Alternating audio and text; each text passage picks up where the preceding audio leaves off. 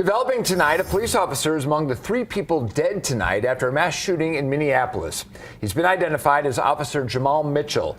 Police say the suspected shooter is also dead, along with 2 civilians.